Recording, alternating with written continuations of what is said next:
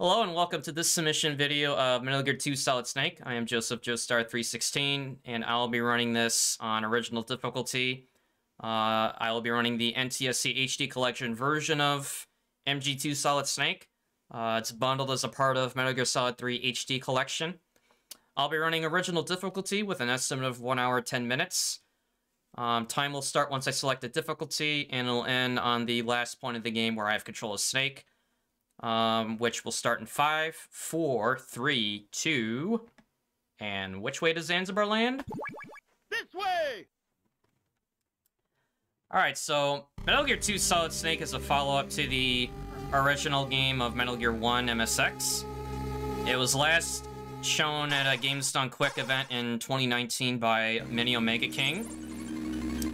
It's a run that I always loved to watch, but I didn't understand it myself at the time. But I always enjoyed watching speedruns of it. And when I learned it for myself, I really took quite a liking to it, since it has a very familiar playstyle and, you know, music and story, like, storytelling of Metal Gear Solid 1.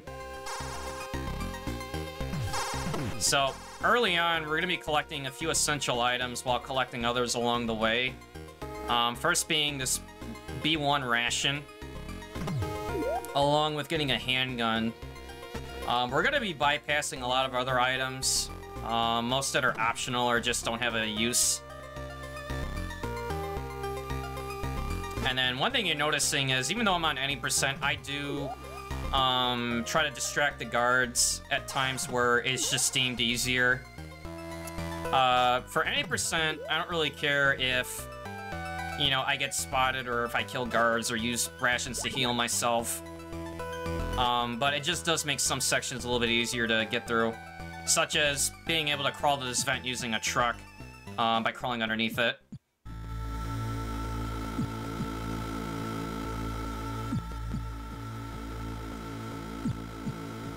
Alright, so like I said, I'm running NTSC HD collection, which is ideally not the fastest version of the game to run. The PAL version of Metal Gear 2 Solid Snake runs, I think it runs like 10 to 12% faster than HD collection. But it still does run ideally the same as the PAL version, just, you know, you won't have the advantage of just being able to move through rooms faster. Alright, so what you're seeing me do here, other than just, I don't know, punching that guard, is I'm crawling into elevators when I'm waiting for them to open. What that does is it makes you move less in the elevator when you enter it, puts you closer to the button panel, so it saves you on a lot of excessive steps over the course of the run. And then you're going to see me do it again here. So it only moves me so far down, whereas running in would put you over where that yellow line is in the middle of the elevator.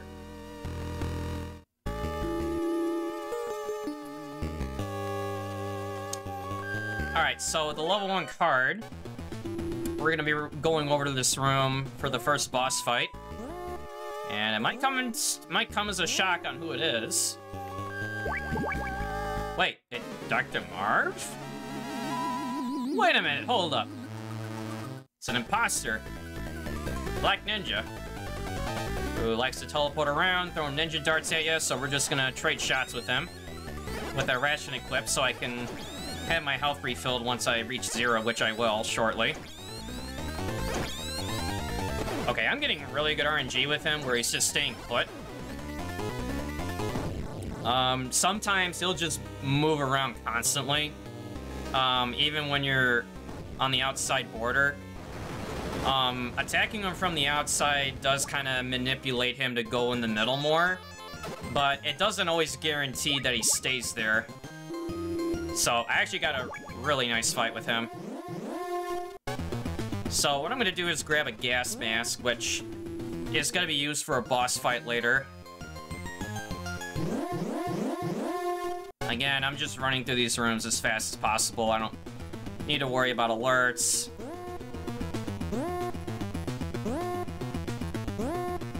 Of course, the one upside to running any percent in my view, is you get to listen to the awesome alert music.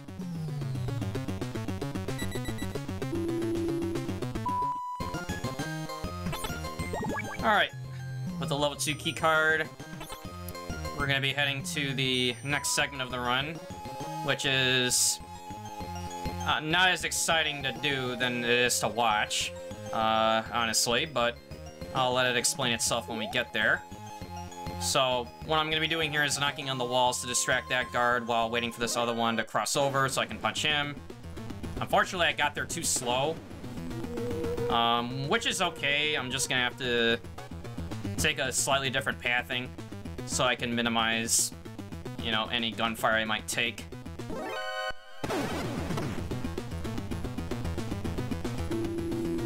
Also, because I'm moving into a room with an alert, it's gonna mess up where this guy is that I need to follow. So what I'm gonna do is reload the room by leaving and re-entering. Okay.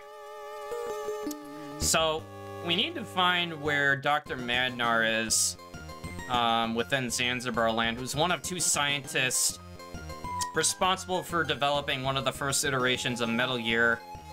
And Dr. Marv was the second scientist, except, you know, it was the imposter one. We'll find the real one later. And the only intel that we have for finding out where Dr. Madnar is being held is to follow the guard with the green beret hat on. And that's exactly what we're gonna do. Yeah, it's a very similar element in Metal Gear Solid 4 Guns of the Patriots, where you have to follow a Resistance member in Act 3. So it does make you wonder if they looked at this game when they were programming that in and figured, hey, it works so well in there, let's add it to another game. As far as I'm aware, this is required. You can't bypass it. You can't go ahead of the Green Beret guard.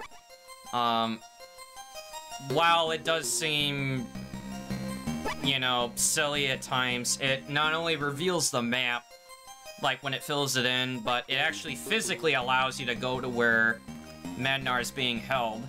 Otherwise, if you try to go ahead of the guard before letting his patrol finish, it will have areas blocked off where you can't physically pass it.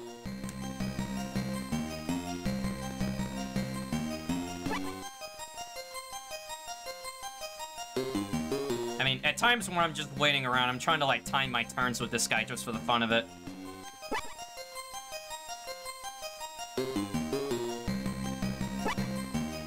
You know, and the most important thing when doing this is that you can't let this guy see you. Because not only will it make him run off screen, but when he does that, it'll actually reset this whole, like, script. Where not only will you make him run off screen, but you have to, like, reload the room to get him to reappear again, and then do this all over.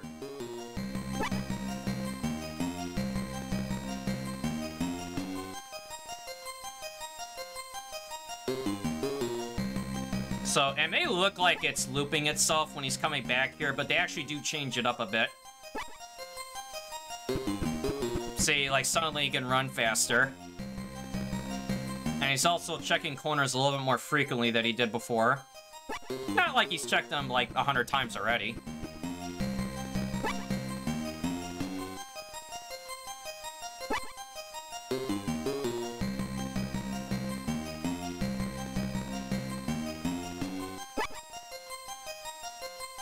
Alright, so thankfully when he gets to here, he doesn't have to go all the way around again. He just takes the more direct route.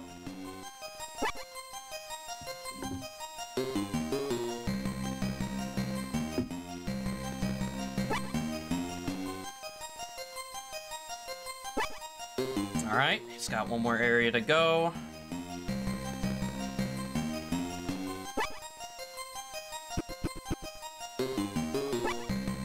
Alright, and then once he goes up there, we're gonna say, hey, that a boy, give him a pat on the back. And then we're gonna go in here, open this door.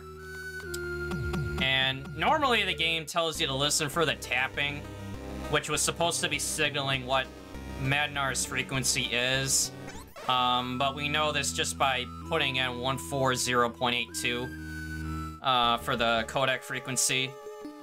Because for one, you know, the game refers to a, you know, manual, should you have one for hints like that. But for the run, we just memorize it. So what I'm doing here is collecting some mines. I'm gonna be collecting 7 of them, to be exact, which is gonna be the amount I need for the next fight. Okay, I missed one. Okay, there we go. And we're also gonna be going through this swamp section, which you have to follow a really exact pathing in order to get through without sinking in. Okay, which I just clearly did there. The pathing is obscure, but if you do kind of like memorize it in muscle memory, you can get through it most times. But when first learning the game, it definitely probably was one of the earliest like aggravations of how to like learn how to play the game, which was getting through the swamp. Okay, then we're gonna go up here, turn right, go up, and over,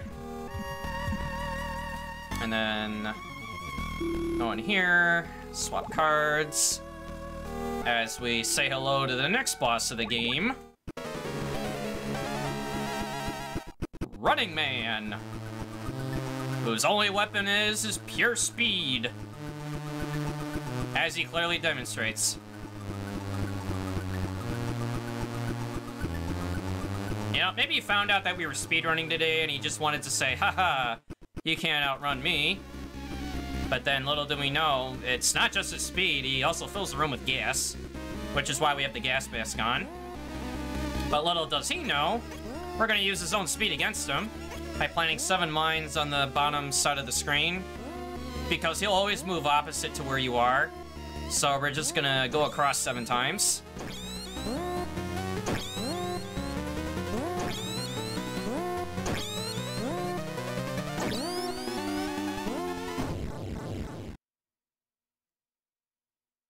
And there he is.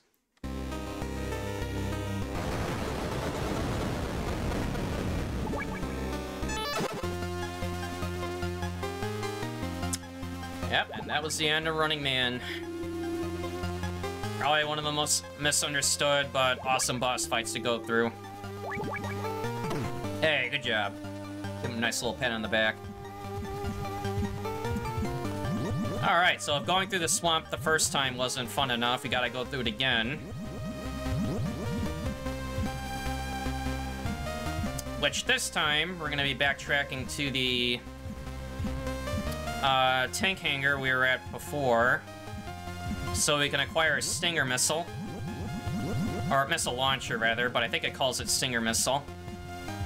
Which is gonna be used for the next boss fight, as we cross the desert over to the next building. Okay, there we go.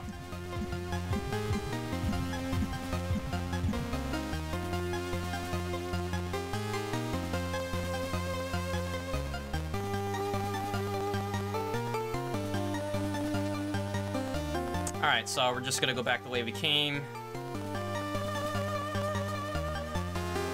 Thankfully, no Green Beret guards need to be followed again. So the Stinger missile launcher is behind this door here, which we have to go down this hallway. And then we're gonna knock on this wall to get both of their attention. And the missile launcher is behind this door specifically. Alright, there we go. And then before we go back, we're gonna get this ammo box here for the handgun. It's mainly gonna be for the very, very end of the game. Good job. Yep, still confused as he was earlier.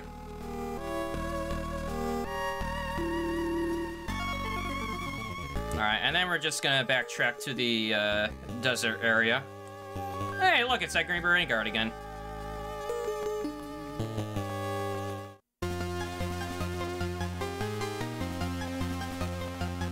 Alright, so we're gonna go back to where we started collecting the mines for Running Man. And we're gonna do the same again, but continue instead of doubling back. Oh. Okay, there we go.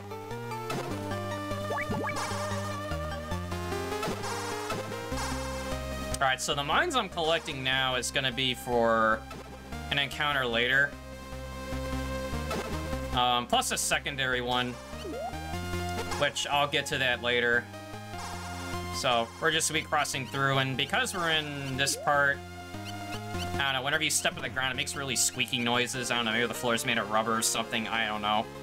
But the next boss fight is... a part-time D?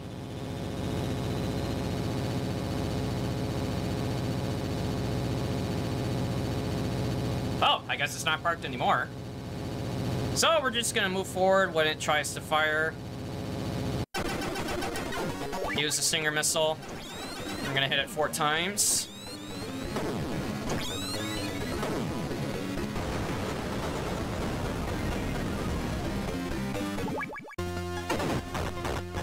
And then what we're gonna do is we're just gonna fire the remaining rounds off. What that will do is just clear out my inventory, since the Stinger missile launcher will never get used again in the rest of the game. Since it's only exclusively for that fight, and you can't use it indoors either, so it's not really to your benefit to hang on to it.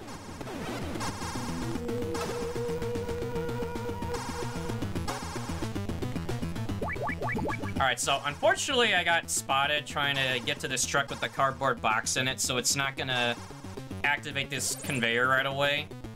Which, you know, Colonel Campbell is trying to tell you, oh, I think you can get in by disguising yourself as a box and using the conveyor system. So we have to wait this alert out until they both leave.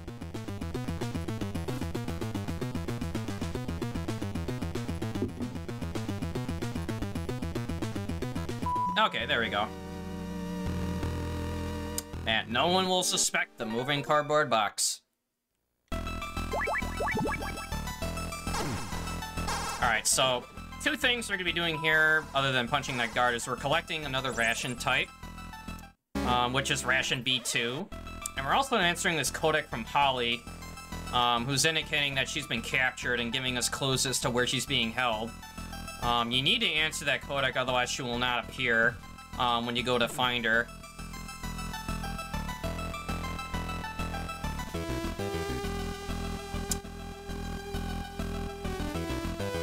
Alright, so again, I'm just stunning them by punching them once and then running by.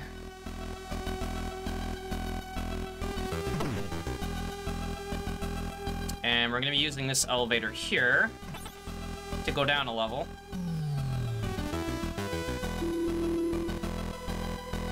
Okay, whoop.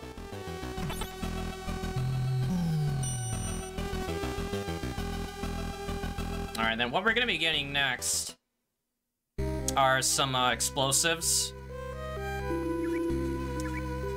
which is not only going to be for blowing up a wall to where Holly is, but it's also going to be used for other parts of the run. Alright, so right behind this wall is Holly.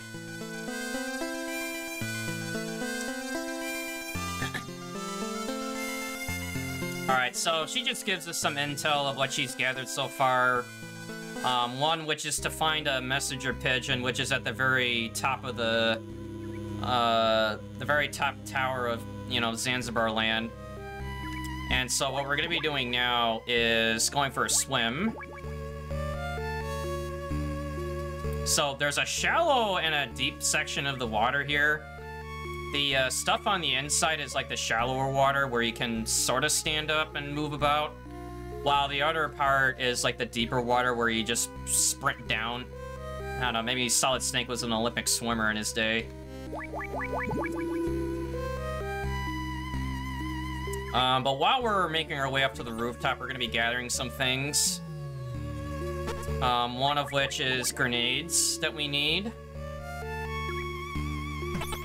And then another item which I'm going to be using purely as a safety item, it's not required, which is body armor, for reducing bullet damage in half.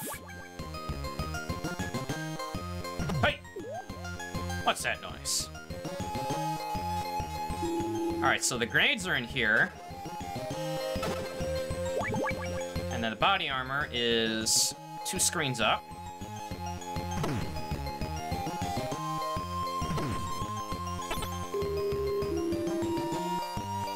Okay, there it is.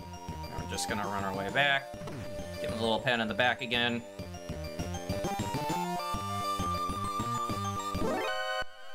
Okay, that's fine. Not the end of the world. I can just run out and reach this door. Because these guys are 10 out of 10 smart when it comes to trying to find me.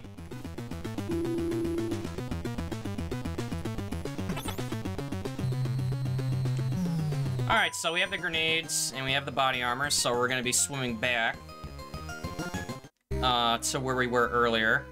And of course, that's not the right door. It's up here. So we're gonna be swimming in this channel several times throughout the run. It's a form of backtracking and moving from one section of the base to another. Okay, avoid these mines. Okay, accept those, but we don't care. And then we're gonna swim down. And go up and over. And then reach these stairs, which is where I was at earlier.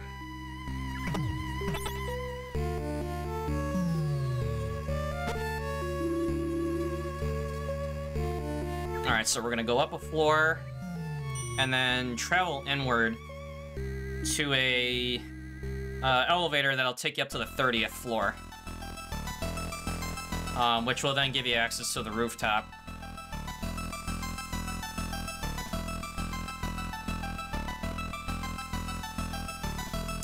Also, interesting fact, if you look at the radar screen very carefully as Snake reaches the elevator, the outlining of the pathway with where Snake stands by the elevator is like a snake with a red eye blinking. It's just something I noticed over the course of running the game. It's almost like they intended for that to happen. And you know, and ever since I realized that, I can't unsee it anymore.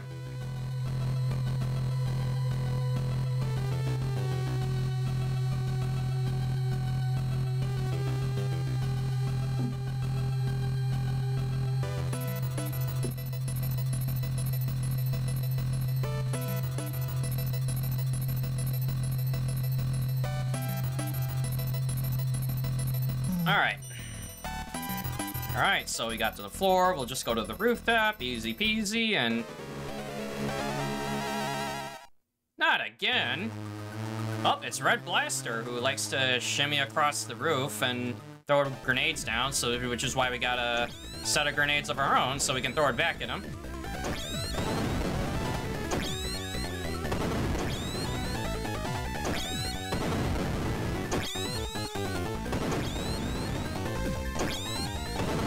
Should be like 3 grenades to go. And one more. Alright, and that was Red Blaster. Doesn't drop a key card or anything, but just allows the store to be opened. Alright, and then we're gonna run up to the 31st floor, which is the roof. Now, we're gonna be trying to getting this messenger pigeon, which is probably one of the worst elements of RNG in the run. Which, I got the absolute best RNG when I entered it. Actually, wait, hold on. Okay, I messed up, but that's alright. So what I'm trying to do is get it to 14051, which is Dr. Marv's frequency, but the problem is he doesn't speak English, so we can't understand what he's saying. So we call Dr. Madnar to kind of relay to him that, you know, we found the messenger pigeon and the frequency, but we can't figure out where Dr. Marv is because, well, we can't understand what he's saying. So Madnar tells us that we need to go find Gustava, who's an undercover agent disguised as one of the soldiers that can speak Czech, who can only act as translator but can actually lead us to where he is. But it's funny, like I was saying, that messenger pigeon is one of the worst elements of RNG because when you load into that room, it could be flying at any point in the rooftop. It could be landing at any time when it wants to. And leave it to a submission video to get ultimately the best RNG, which is blowing open the door and having the pigeon right in front of you to pick up. Because you can't interact with it when it's flying.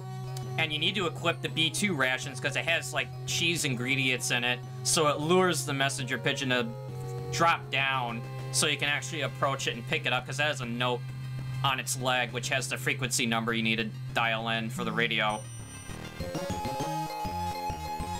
You know, so speedrunning this game, people hate the pigeon. You know, I mean, we don't hate the pigeon itself, we just hate the RNG behind the pigeon, let's say.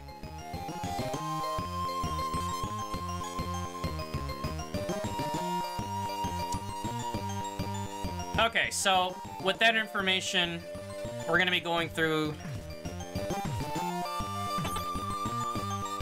Okay, button panel was weird. We're gonna be going back to the swimming again. And this time we're gonna be going up to the 4th floor of the first building. To go to where the crew cafeteria is, because that's where Gustavo's gonna be. So, more fast swimming. Okay, and then we're gonna surface to get some air back.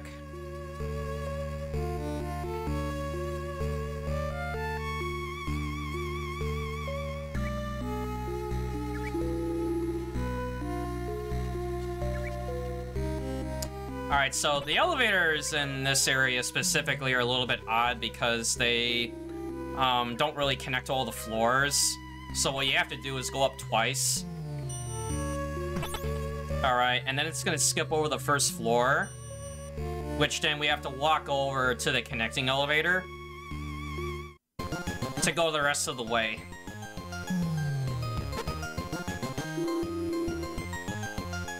Okay. And I'm just gonna go up to the 4th floor.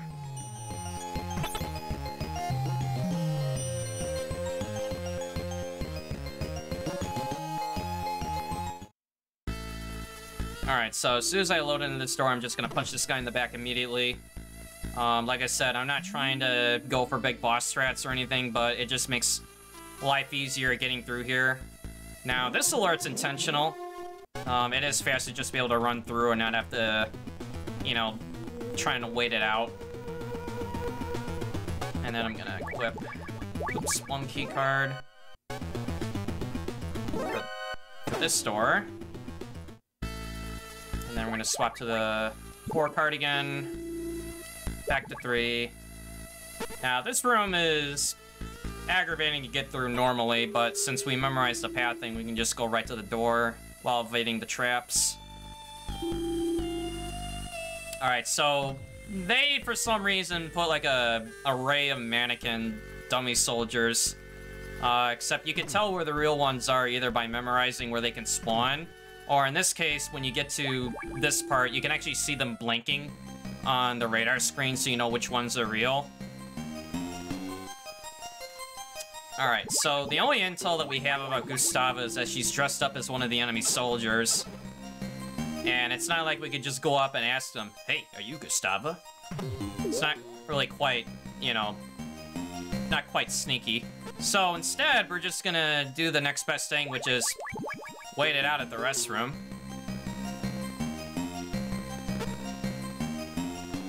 As, one of these guards seems to go in. And lo and behold, we found Gustava. So, we tell her about what we know and, you know, our predicament with Dr. Marv. She calls him, gets, you know, confirmation as to where he is. And, man, without any further convenience, I mean, we just take an elevator conveniently located right in the women's restroom.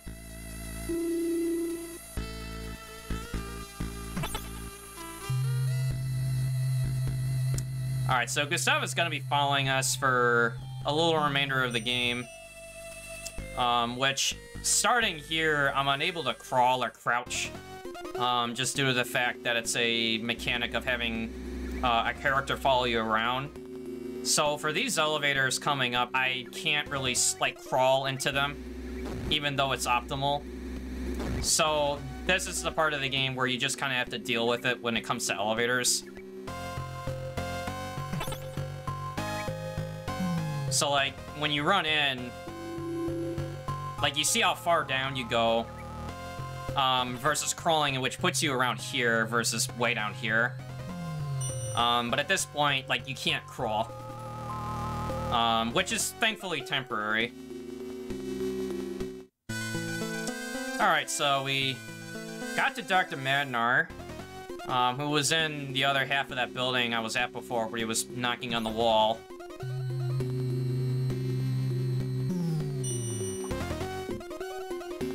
And now we're gonna be making our way down this underground tunnel. Which part of the reason for saving Madnar was only for his intel, but he has a level 5 key card, which he apparently swiped from one of the guards somehow.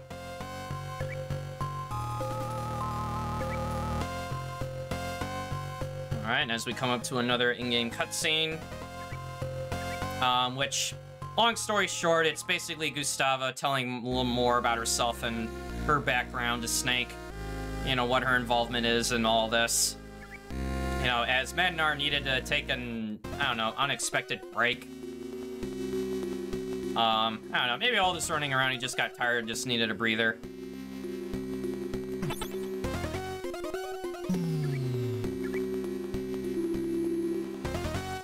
Alright, so we're gonna go up this elevator.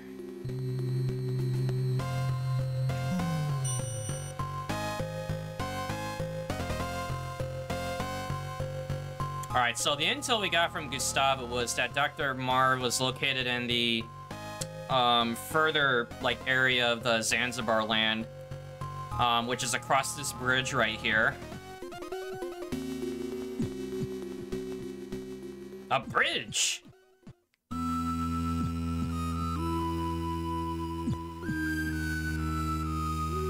Yep, I'm sure nothing at all seems weird about this.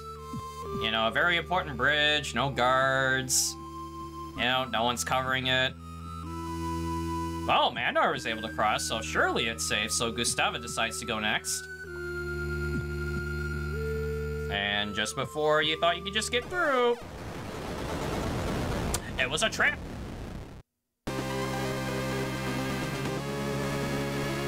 Yep, it was rigged with explosives meant to take out Snake, which, unfortunately, Gustavo was the one that took the hit. So not only can we not cross the bridge, Madnar got taken away, but then something big approaches. Metal Gear? Outed by Gray Fox? Man, so much just happened in the span of a minute. So, unfortunately, Gustava is no more, as well as the bridge. But next is gonna be acquiring more key items, while also collecting mines for an important fight later.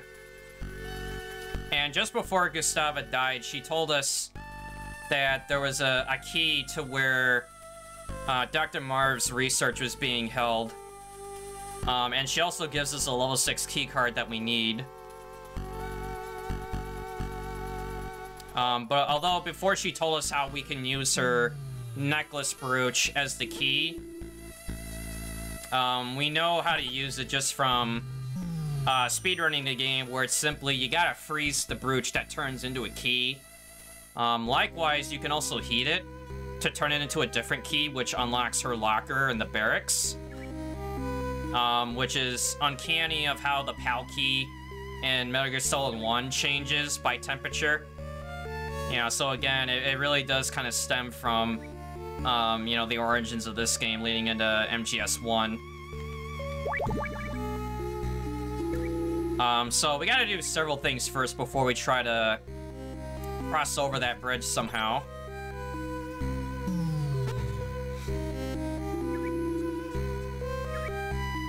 Alright, so we need to go to the first floor of the first section. first building. Which we need to get a glider. So again, we're just using this connecting elevator on the second floor here to go down. And we can crawl again. Alright, so with the level 6 card, we can get to the part of the hangar that has the glider in it.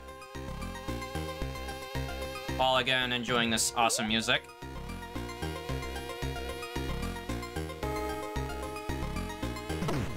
Okay, just gonna knock on him when he gets close enough. So the very first door you may have seen when you infiltrated the first time is right here. With more dummy mannequins, except for this guy. And there's the glider. Conveniently placed in there.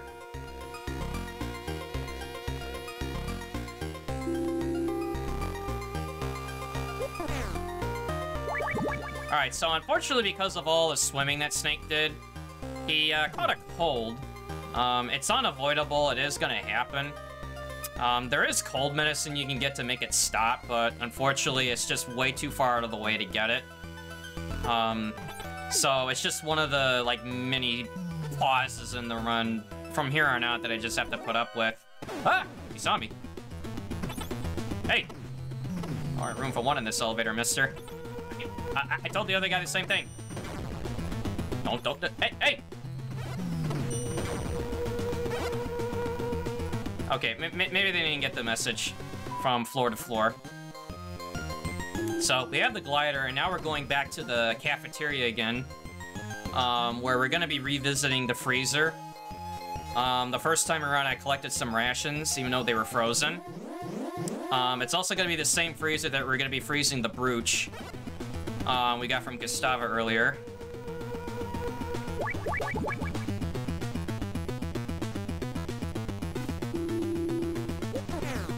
Bless you, Snake.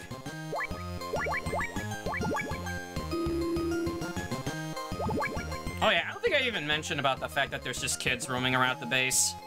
I mean, maybe by day it's a unofficial daycare, and by night it's a, I don't know, military facility and full operation. I honestly have no idea. But I mean, real talk, it's there's a background, big boss, you know, saving children from children of war, like war orphans. But in the game, they just provide you tips. You know, like, that's all that it's for. There's really nothing, you know, special other than just, yeah, the fact that they're roaming around the base. And the ones that actually give you the tip about this I know just what you're going to say next. You'll say child soldiers, probably. Also, what's the relevance to Gustavo anyway? Oh, thank you for that question. Well, Gustava, like I said earlier, is, I believe she's an STB agent, which is part of some, like, I don't know, like, foreign intel agency. But she is also there to provide Snake some, like, on-site support. But the relevance to why she's important to the story is Dr. Marv, only speaks Czech. So when we tried contacting him earlier, we couldn't understand him. So Gustava acted as translator, more so than for our convenience, but to find out where he's located in the base. But good question. And then as you may have seen, even though it was very brief, but I stayed in the freezer for probably like 10-15 seconds, not that long. Where you have to wait for the brooch to turn into a key. So there it is. It's, you know, it literally just forms into a key. And this key is important for the end game, where you need this in order to actually finish it. And one of the kids that roam around the base, if you know where to look, actually tells you about that, the fact that you can change the brooch based on heating or freezing it.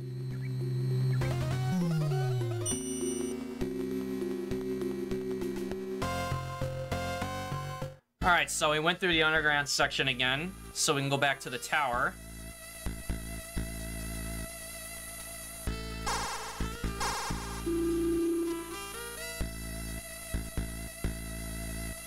Alright, so the platform that we have to glide off from is on the 20th floor. And these elevators in this corridor only stop on floors... Well, when you're going up, it goes to floor 1, 10, 20, and 30. So ideally, 10, 20, and 30 is how you can remember. The central elevator can be the only one that goes underground to B1, where the swimming area is. Oops, almost passed it. So, we're gonna go in here. And we're gonna start our way up. And before we do anything else, we're gonna start planting mines. Okay, we're gonna plant 8 of these, each spot. 1, 2, 3, 4. Alright, so I'm gonna wait until the floor reaches 19, and you'll see what happens. Gray Fox comes in on the radio, and he's like, haha, Snake, not so fast. And then all of a sudden... Wait, who are these guys? The 4 Horsemen? Oh, not of the apocalypse, it's just the 4 Horsemen of Zanzibar. You know, they just love jumping up and down, running into the mines they just placed. And then when one of them goes down, I can plant the rest.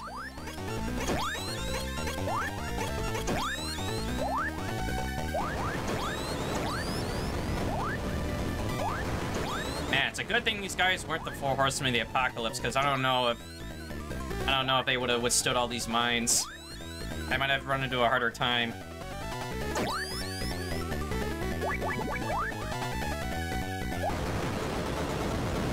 And that was the 4 Horsemen. Very familiar with the elevator ambush in Metal Gear Solid 1.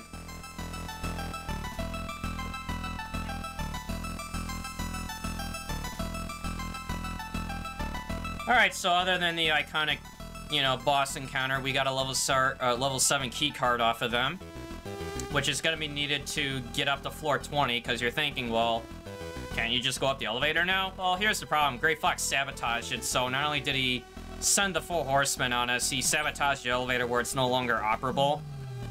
So we have to do the old-fashioned method of going up the stairs. But first we're going to go up to floor 10, make things a little bit easier.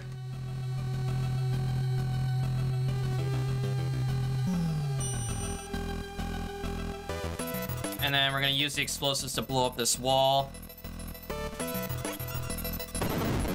Swap back to grenades. Alright, and then we're going to trip these sensors. Like I said, it doesn't really matter. And I hope you like stairs, because we got 10 floors to climb. And guards that like chasing me. Very iconic to Metal Gear Solid 1. Fortunately, no Boba skip. So we have to go up the stairs legit. I mean, all the way up.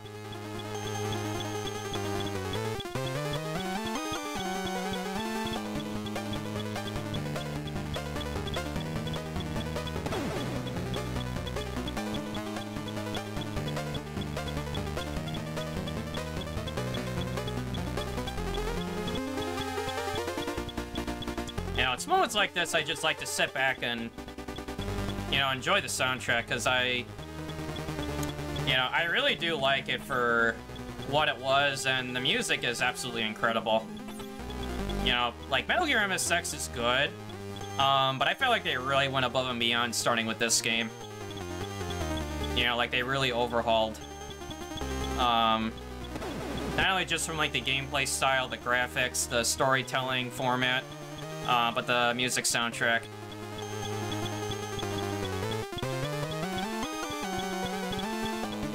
Maybe not so much that there's so many steps I gotta go up, but again, you just go along with the ride. As well as the sneezes. It's like, sorry Snake, I know you got a cold and all, but we got places to be.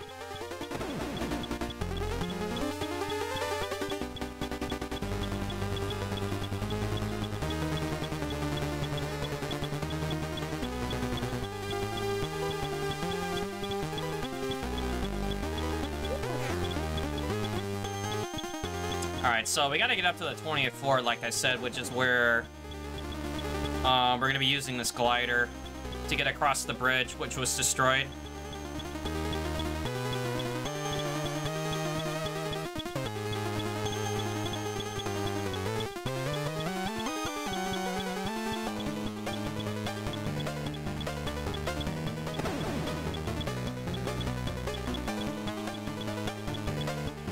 Alright. There we are. 20th floor. Who needs elevators? Alright, so we're gonna trigger these, I don't know, like barricade lasers. I really don't know what they are, but they block you from going through and they make noise, so it's convenient that these guys hear it.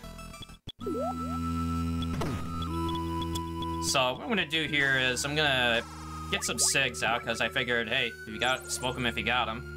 But you get this hint saying, like, hey, you need to wait for the gust of wind to be just right in order to use the glider, which is basically have the cigarettes out, and then when the icon blinks white, like it just did with the item, equip the glider, and go for a ride.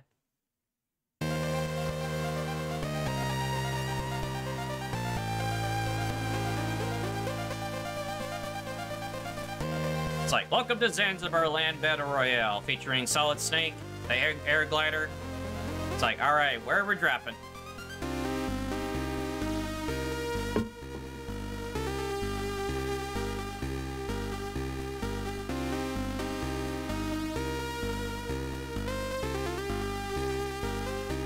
I mean, there's only one place to drop, and that's across the bridge.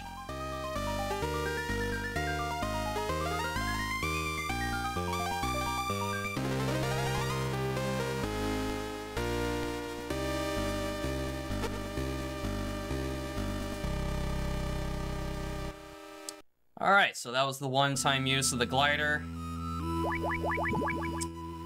Finally made it across the bridge. So, first things first, we're gonna be going into a boss fight, followed by another key item that I need.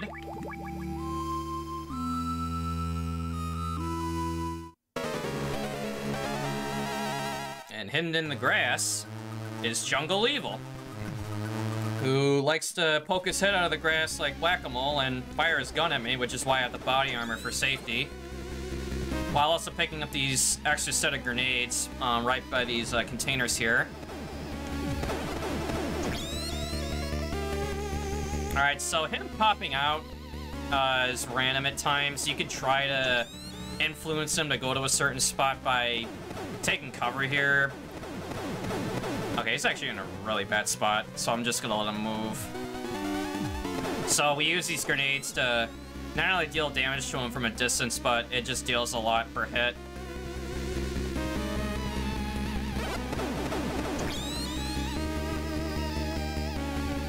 Yeah, and then if you get really unlucky like he's doing to me now, he can almost like pop up from across the screen, and actually I'm gonna use the ration just for safety, because my health's getting a little bit low.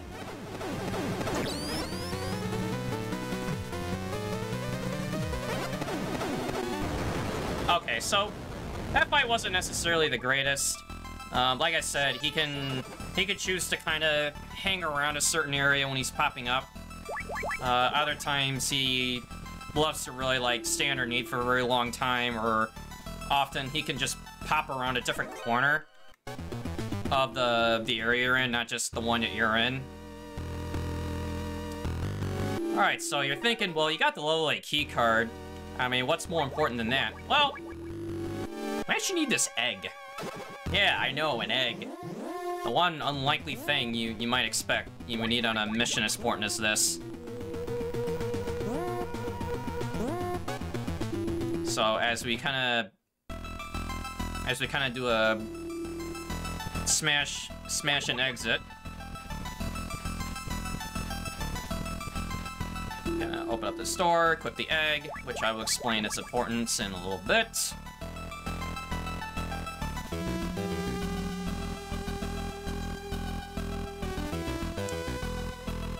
Alright, so with the level 8 key card, along with this very special egg, gonna tap these two guys on the back, grab this ration and grenades for safety, even though you can just skip that truck.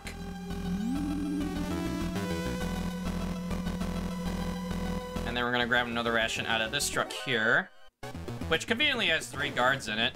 I mean, maybe the ration's just that important to them.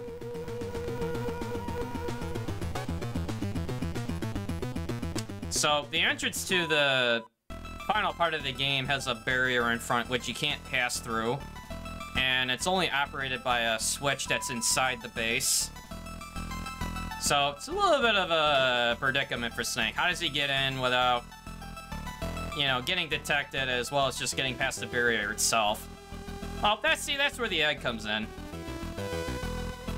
So the button that controls the barrier is right there on the upper right corner. And you got this guy that's just patrolling back and forth, minding his own business. Meanwhile, Snake's just gonna take a knee and chill for a bit as we wait for this egg to hatch.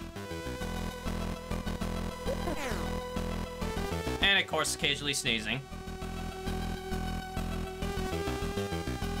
So you're asking yourself, well, what's in the egg? Why is it important? And why is it hatching? What's it gonna hatch into? Well, inside the egg was a fully grown owl. Wow, rather fast growth. Well, why the owl? Well, for some reason, I guess they can't see if it's daylight or not, and I don't know if this guy has a watch, but he hears this owl, and he's thinking, oh man, it's time for a shift change. Must be that late. So he shuts off the barrier, and I just get in. It's like, good job, owl buddy. Also, good job to this guard. Alright, so we're gonna let the... I don't know. I often joke that these things going across the screen are like armored Roombas. You know, they're just giant life-size Roombas, which are, I don't know, hilarious, but, you know, they can kill you in one hit if you touch it. So, with the 8 key card, we get access to this part of the base here, where we need to go down this elevator. And we're gonna equip this body armor. And then we're gonna go down. Hey! Excuse me.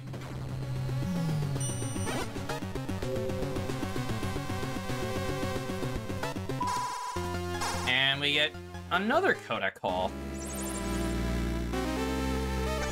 Giving us a hint that the next guy we're up against is known as Night Fright, who is using stealth camouflage, but you can hear his steps.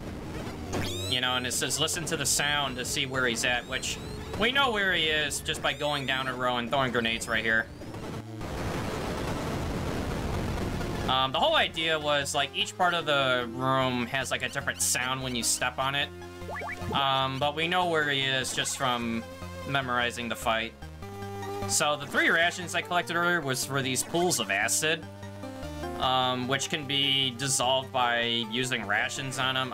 Again, I really don't know why. It's just another thing you gotta deal with. And the whole purpose of it is, Marv is behind that door, but we need a level 9 key card, which was what that codec was that I quickly answered. You know, basically telling us, hey, I think you need a level 9 key card to access that door. I think Jungle Evil had it, and Snake says, well, wait a minute, he only had a level 8 key card.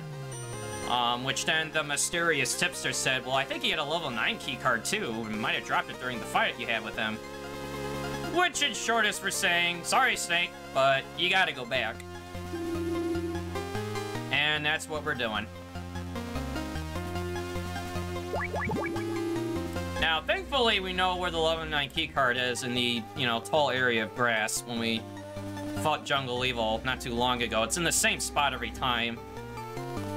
You know, it just does feel like, at that moment you forget to change the key card.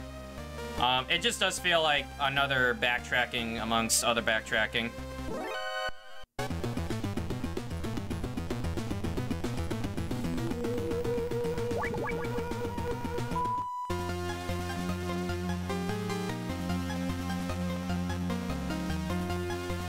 Alright, same thing, I'm just gonna give these guys a fist bump. A little bit of a sneeze. And we're gonna run back to where Jungle Evil was.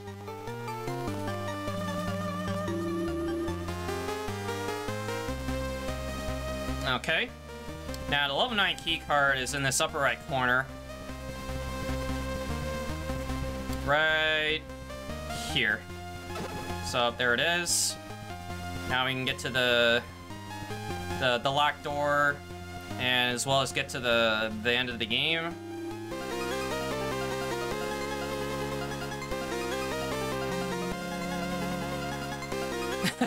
Yeah, I suppose that Snake does temporarily gain an owl companion.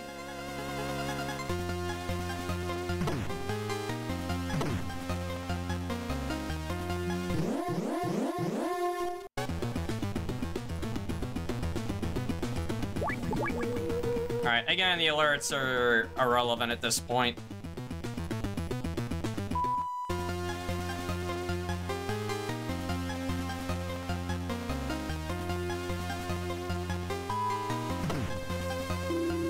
Owl Gear Solid, or Metal Gear Hoot.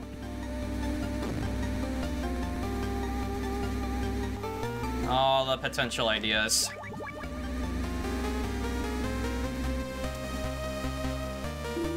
Alright, so same as before, we're just making our way back. Give that guy a fist bump. Okay, then I'm gonna do the same thing to him, and I'm gonna say, hey, catch! How that guy doesn't hear the grenade go off is beyond me. You don't need to grenade that guard, it's just hilarious, like, what you can get away with. Alright, so we're gonna equip a 9 key card along with explosives. Now, this door will open no matter what, but it's that door that I cleared the way to earlier is what this is for. And before I enter, I'm gonna swap to these rations as we find both Dr. Madnar and Dr. Marv lying there dead. He was strangled. But then, wait a minute, Holly notices something as she tells us, hey, there's something odd about Dr. Madnar.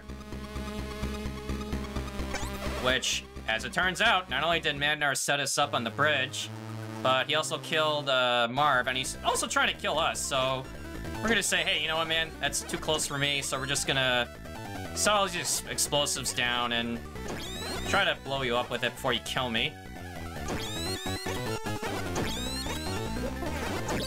Alright, so I missed one of my explosives, so I'm gonna use this grenade as a backup.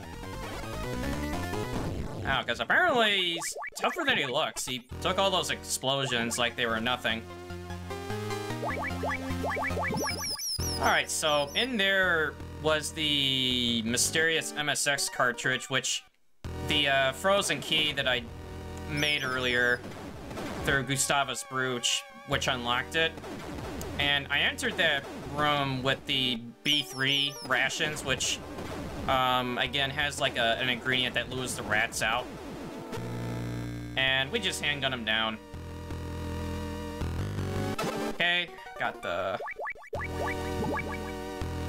Okay, we got the MSX cartridge, which supposedly has Dr. Marv's research in it. And then as we make our way back, Dr. Madnar, after taking several explosives and a grenade, he's still alive.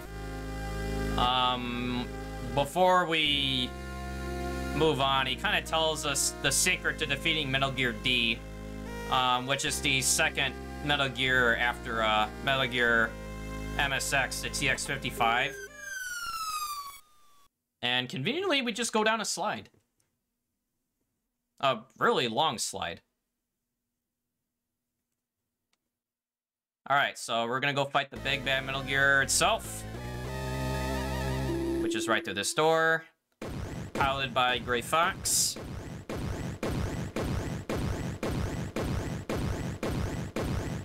So the secret to being Metal Gear D that we got from Dr. Madnar, which was use grenades on its legs. It's the thinnest part of the armor, and that's what we're gonna do.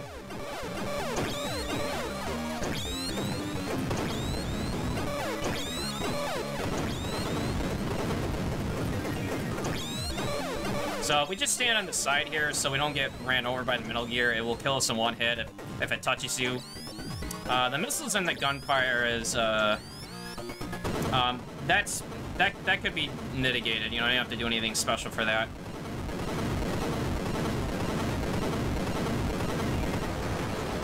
But Snake, it's not over yet. Oh no, Snake's on fire. So we gotta get rid of all of our gear. Thankfully, the owl just, I don't know, flew away during the fighting, so we didn't have to get rid of it from our inventory. It just knew it needed to get away. So now it's a fist fight with Gray Fox, surrounded by mines. So if done carefully, I'm gonna try to lure him into the mines.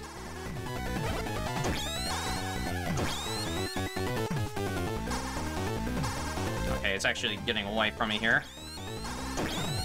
Yeah, because the mines will hurt him as well as Snake, but if you're done right, you can actually just make him walk in the mines and just end the fight really quickly. Which, unfortunately, I didn't get here. One more.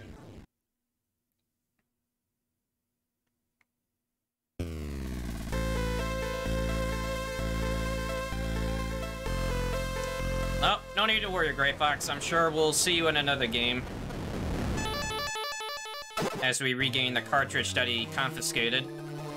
But then all of a sudden, over here, Snake. Who could it be? It's Big Boss. Yep, lo and behold, Big Boss is the bad guy yet again. Of course, not the first one. From the MG1. You know, that one was the imposter Snake, quote-unquote. Imposter Big Boss, I mean. So, now you ask yourself, well, how in the world are you supposed to fight him when he's got a gun and you got nothing but guts and key cards? Well, we're gonna be gradually collecting our gear in the form of a makeshift flamethrower, if you would. Which is gonna be by collecting key cards 1 through 5. While also getting rid of that acid pool that we need to access that door later. Alright, so there's a little 4 card, which will give us access to this lighter, and you also gotta be very careful when you enter these rooms. I have walked into these pools of acid more times than I'd like to admit. And then for safety, we're gonna grab this ration. Okay, apparently he didn't want me doing that, but too bad. Okay, then we're gonna go in here and grab the 5 key card. And then we're gonna make our trip back down here. So we got a lighter and an aerosol spray can. Put the two together, you got yourself a flamethrower. It's time to turn up the heat on Big Boss.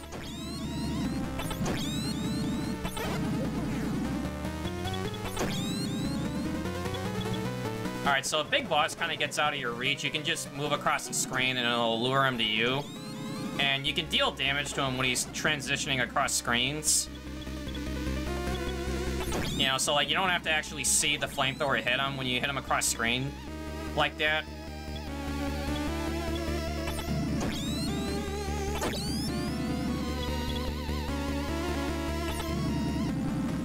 Over here. Okay, so I got the really funny way of killing him, which is getting him off screen. So you don't get to see him kind of like wobbling, dancing around while he's on fire and then eventually collapsing to the ground and blowing up. So it makes you left wondering, well, what the heck is happening to him?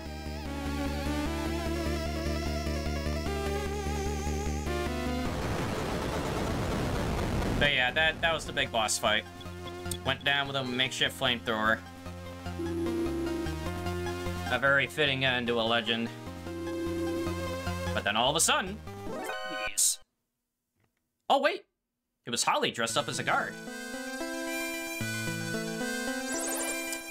Alright, so Holly found her way out. Snake radios the chopper in for extraction. Holly gives us a handgun, so we actually got weapons again. But not yet. Now we gotta get out of here.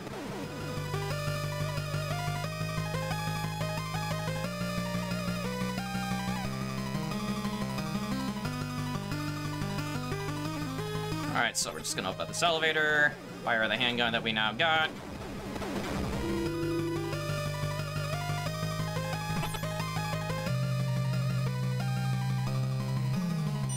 Which will take us to the ground floor.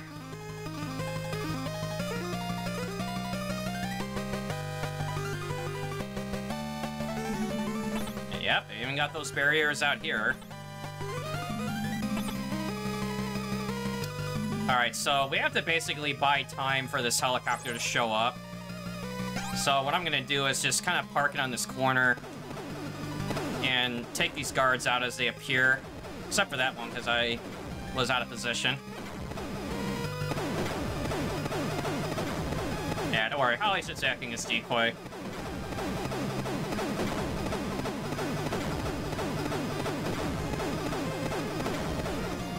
And that is time. Now, normally the timer would keep going in my splits for the actual scorecard, but time ends when you reach this part, since you no longer, like, have any in-game control as Snake. So that was a 105.06 RTA. And, like I said, I really took a liking to Metal Gear 2 Solid Snake, even though I got into it later in life, and I really do admire for the things that it did and how it led into other games as well, including Metal Gear Solid 1. So I hope you enjoyed this run submission video. Once again, it was Metal Gear 2 Solid Snake ran on original difficulty for any percent. And as we watch the chopper right off into the sunset, I hope you take this run into consideration. I did enjoy watching it back when this was on GDQ in 2019 by Mini Omega King, and I really do admire all the other runners that have optimized the game for both any percent big boss categories. So, thank you so much for watching the video, and I hope this run will get in. And once again, thank you for watching.